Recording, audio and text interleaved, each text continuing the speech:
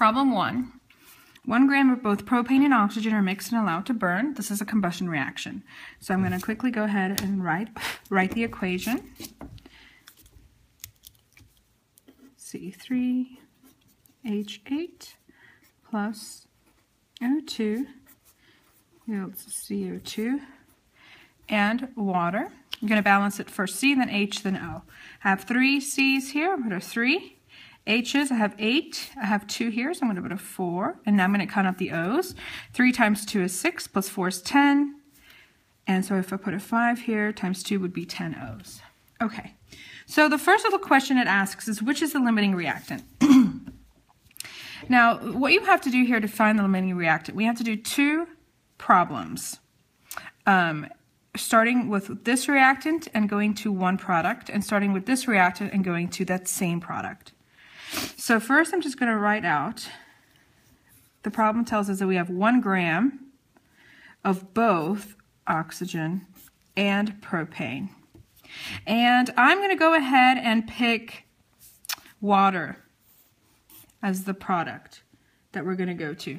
Actually, I'm going to go ahead and pick carbon dioxide. All right, so we're going to start. And I'm going to do this pretty fast, assuming that you already know this process. Okay, 1 gram of C3H8 over 1. We're going to go to moles using the molar mass of propane. 44.08 grams of C3H8. Now we're going to do the mole ratio between this and the carbon dioxide that we're trying to find.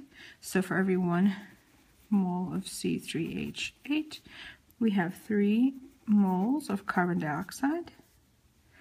And now, using the molar mass, 1 mole of CO2 is 44 grams of CO2.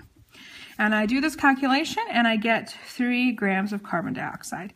We haven't figured anything out yet. We first have to do both of these problems. So now I'm going to go ahead and start with the oxygen.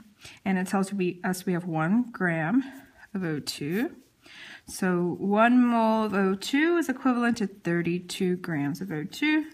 Then our molar mole ratio, 3 moles of CO2 is equivalent to 5 moles of O2. Then the molar mass. And I solve this problem in my calculator and I find out that this gives us 0.8 grams of carbon dioxide. So now what I'm going to do, I'm going to compare these two. And we learned that the reactant that gives us the least amount of product is going to be our limiting reactant. So this, we're going to cross this out because I don't want you to put that answer for anything. This will never happen given these 2 amounts of reactant. So with this problem now, we found out 2 things. We found out the limiting reactant is O2, and we found out how many grams of, not water, but we found out how many grams of carbon dioxide are produced. So how many grams of carbon dioxide is produced? We found out it's 0.8 grams. So now, what we learned before, once we find out which is the limiting reactant, we have to use that one to start all other problems. And now we're asked a couple more things. How many grams of water are produced? How many grams of the excess reactant is used? And how many grams of the excess reactant is left over? So I'm going to start now with the O2, since that's our limiting reactant, and I'm going to go ahead and solve it for water to see how much water is produced. And I'm going to do this pretty quickly again.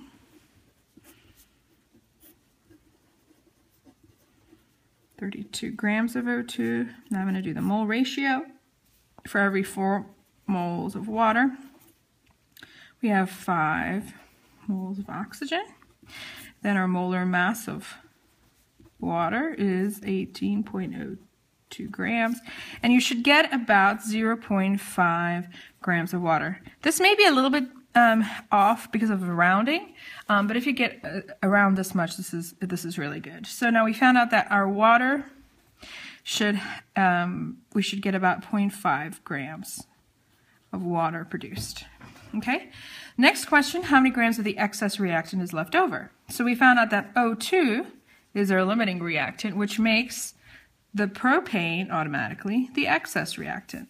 And we're going to start with water, and we're going to solve using stoichiometry for propane. And that's, we're going to find out how much of propane is going to be used. I'm going to start with my limiting reactant.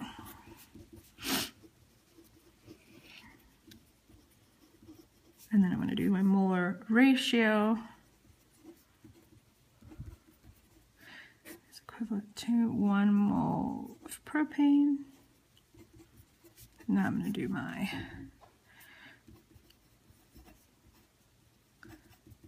molar mass, 44.08 grams. And solving this in the calculator, I find out that I will use about 0.3 grams. I'm going to write this here, 0.3 grams. All right, our last problem asks how much is left over of the excess reactant. Well, we know we had 1 gram to begin with, and we've just calculated that we've used 0.3 grams. And so we could just say 1 minus 0.3 equals 0.7 grams left over. 0.7 grams left over. And that's number 1.